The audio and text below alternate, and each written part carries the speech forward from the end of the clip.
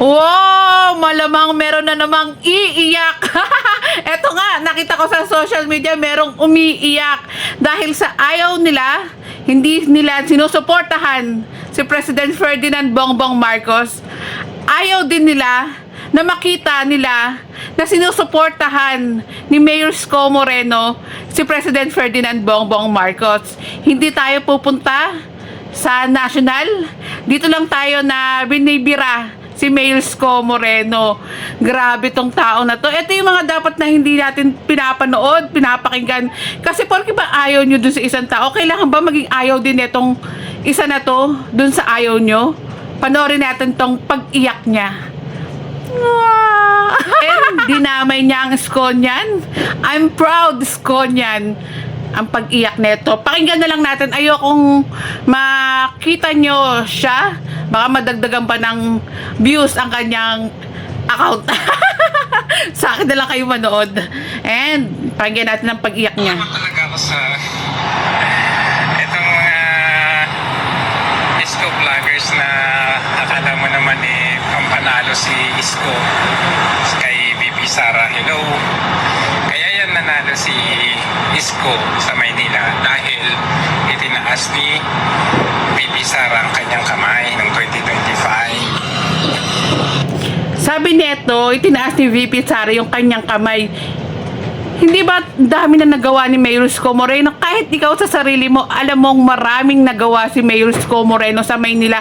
At sinisigaw ng mga batang Maynila na bumalik na si Yorme dahil nga sa dami ng ginawa niya, hindi na pantayan or na iba yung mga magagandang ginawa ni Yorme. Kaya sumisigaw yung mga batang Maynila na bumalik na si Yorme.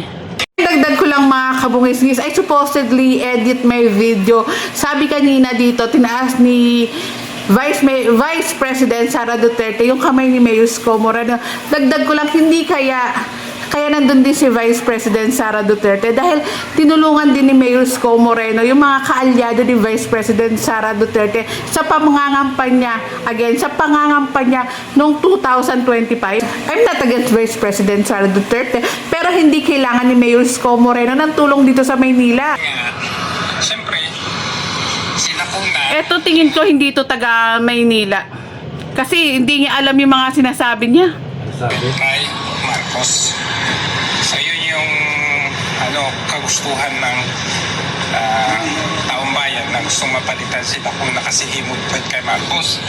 Nung nanalo itong si Isko, himod-put rin. So anong pinagkaiba niya kay Lacuna? Tapos Paano kaya naging himod-put si Yorme, no? Ang ganda-ganda ng gawa lagi ni Yorme. Alam niyo, ewan ko, napanood ko na rin tong video na to kanina eh. Kaya kinomentan ko. May mga sinabi rin siya doon sa account niya sa YouTube na papansin daw si Yorme himod-put, laging nakasama ni President Ferdinand Bongbong Marcos. And dagdag ko lang ha, talagang makakasama niya si President Ferdinand Bongbong Marcos kasi presidente yun, tapos si Yorme nasa Manila, mayor ng Maynila. Talagang magkakasama talaga sila.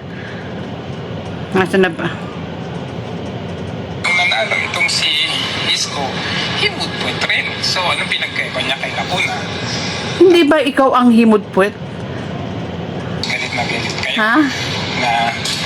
Na sabi, paano daw mananalo si Sara Duterte nyo dahil kakaano nyo kay Isko? Hello? 1.9 nga lang ang boto ni Isko sa buong Pilipinas. Ito hindi naka-move on to. 1.9, tagal na nun, presidential election pa yun. Move on din. And malay mo, nung time na yun, hindi pa ganun ka hinog si Yorme. And hintayin mo, papahinugin pa natin si Yorme. Baka sa susunod, puro maganda nang sasabihin mo kay Mayor Isko Moreno. At ikaw na yung himod-put. Or 331,000. Sa Maynila na, hindi nyo na ipanalo si Isko eh. Kaya huwag nga kayong plastic dyan na. Oh, Manilenyo kami. Pinoto namin si Isko 2022. Hindi nga. Move on ka rin. Ikaw 2022 pa to. Sinasabi mo, samantalang 2026 na. Ilang years na. Ano, babalik tayo sa dati. Hindi nga ninyo na ipanalo si Isko sa Maynila. Hintayin mo, ipapanalo namin si Yorme sa Maynila. Sa buong Pilipinas. Hintayin mo lang. At ikaw na ang himod ng puwet ni Yorme. Yung Gonggong ka. Pilipinas na yan, kasama yung mga DDS supporters dyan na ayaw kay Bongbong Marcos noong 2022. Kasama Alam niya, no? Ayaw na ayaw kay President Ferdinand Bongbong Marcos kaya nagpunta kay Yorme. Ang galing nito, alam niya. ko dyan ha. Kaya huwag niyong sabihin na, sige dito ba yun? Pala decision to eh. Kasi ayaw namin yung himod puwet kay Marcos Jr. Kaya nga tayo nagsuportahan eh. Kaya kung magsasalita ka pa ng galing. Siguro ito dati, hindi ko to kilala eh. Ito siguro, sumuporta kay Yorme, ito siguro. No idea. Na ayaw niya kay President Ferdinand Bongbong Marcos. Parang laki ng ambag ni Isko kay BP or sa mga Duterte. Hello? Yan naman kayo. I mean, I'm not talking about the Isko supporters kasi alam ko naman maraming matatalino dyan at marunong mag-isip. Tsaka may sinabi ba si Yorme na malaki ambag niya sa mga Duterte? Kahit kailan hindi nagmalaki si Mayor Isko Moreno, hindi nagyabang, hindi nagmalaki. Ibang tao ang nagmamalaki sa kanya, nagpapamalaki. Ang tamang word ba yun? Ang nagmamalaki sa kanya. Kasi alam nung ibang tao na yun at alam namin, total pinangalanan mo naman, Isko Vloggers, di ba? Na talaga namang napakahusay ni Yorme.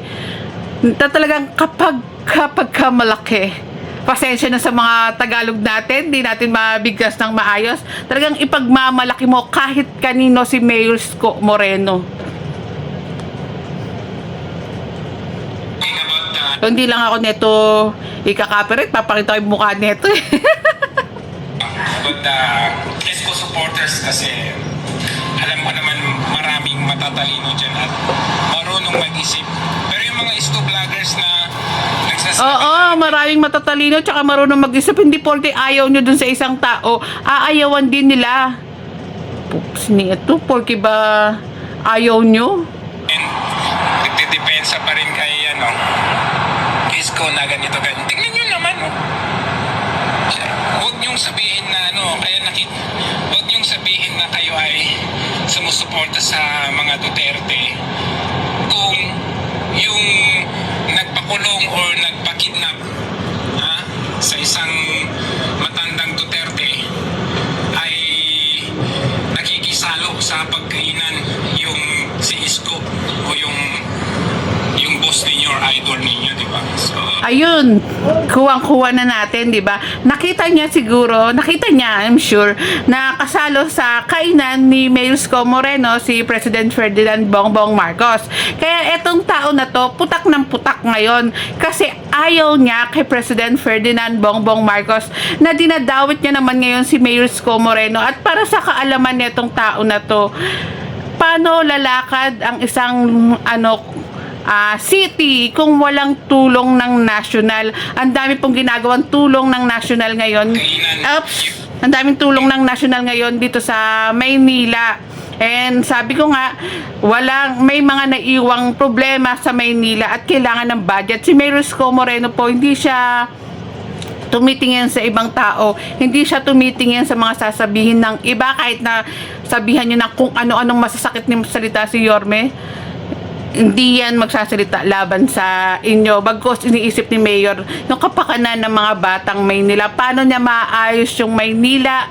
Paano niya mabibigyan ng magandang buhay? Magandang araw-araw yung mga batang Maynila. Dagdag ko lang. Sige, magsalita ka. Baka nga yung sinasabi niyang himod puwet, tawanan lang siya ni Yorme. Ano ngayon? Kung mas magiging mabuti naman at maganda, no? Yung buhay ng mga batang Maynila, baliwala yung kay Yorme. Lahat gagawin niya para sa mga batang Maynila. Bigla akong parang may kumurot sa akin. Totoo. Parang bigla akong naiyak. Totoo naman, lahat gagawin ni Mayor Isko Moreno para sa mga batang Maynila. Imaginein mo.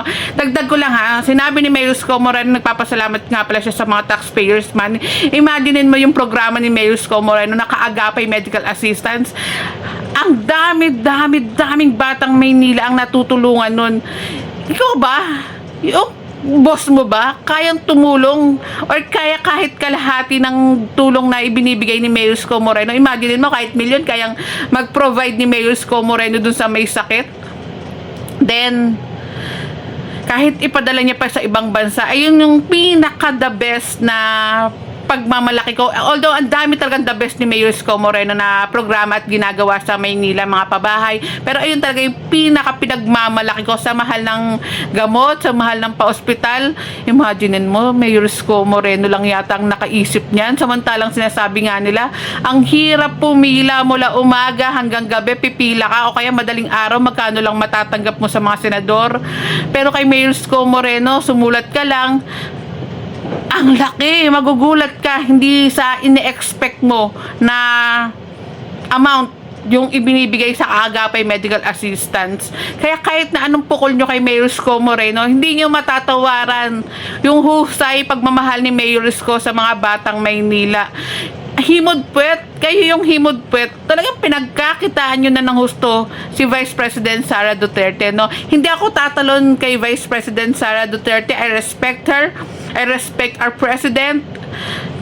Ato lang, nandito lang tayo para depensahan ang ating napakahusay na mayor ng Maynila, Mayor Isko Moreno. And hindi ako papayag na magsalita kayo ng hindi maganda kay Yorme, no?